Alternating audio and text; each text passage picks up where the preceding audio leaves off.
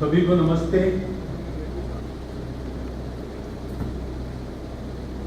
अभी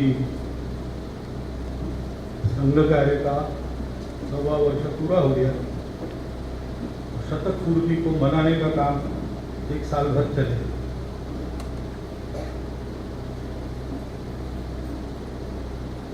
हम सब लोग संघ के स्वयंसेवक है, संघ के घरों में से आते हैं या कहीं ना कहीं किसी न किसी कार्य से, ऐसे कार्य से जिसमें स्वयंसेवक है उसमें जुड़े। और इसलिए एक सामान्य कल्पना हम सबको है कि 100 साल में संघ कैसे शुरू हुआ, अनेक प्रकार की आपत्तियों में कैसे बढ़ा और आज यहाँ तक आप पहुँचा है, तो उसके पीछे कैसे प्रयास है, कैसे त्याग है, कैसे बलिदान है। तो स्वाभाविक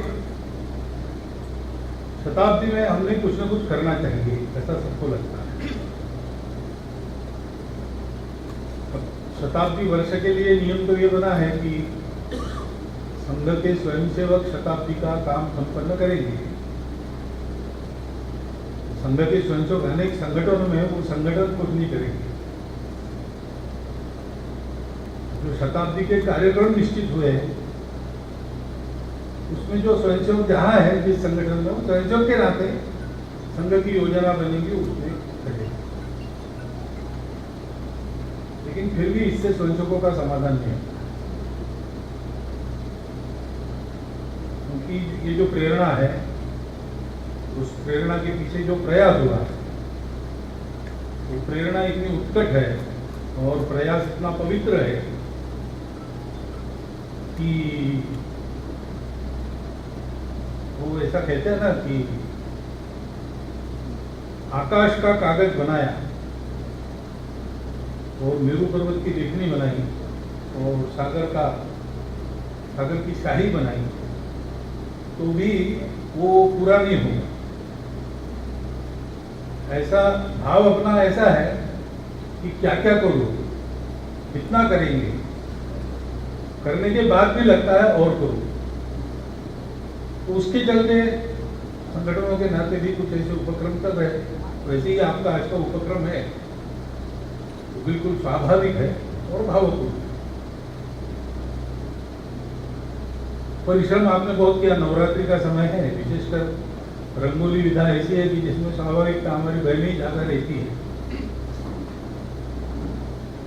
और उनके लिए तो ये त्योहार का समय है। आज अष्टमी है वो, फिर भी हमारी उत्कटता, हमारा भाव ऐसा है कि हमने इस कार्य को यहाँ संपन्न किया। जितने हमको मालूम थे और जितने चित्र मिल सके उतना किया है। हम सब जानते हैं इतना ही नहीं है। सबको अगर ऐसे चित्रित करना है तो इसी आकार में ये पूरा अपना परिसर और पीछे वाला बड़ा मैदान, ये पूरा लेना पड़ेगा तभी हम कुछ न्याय दे सकें। जिनकी जानकारी है उनका आ जाएगा, लेकिन सबकी जानकारी भी नहीं है। बहुत से लोग करते रहते हैं, जानकारी नहीं देते। तो हम जानते हैं इसको, हम इसको जानते हैं संघ कैसे खड़ा हुआ है और कैसे चल रहा है। इसीलिए अपने भावों की श्रद्धांजलि हम इस पवित्र कार्य की तपस्या को हम देते हैं। अब आपको जितने चित्र मिले उतना आपने किया है। बहुत कुछ अचूक हो गया है, लेकिन 3-4 चित्र ऐसे हैं कि पहचान में नहीं आती क्या ये वही है।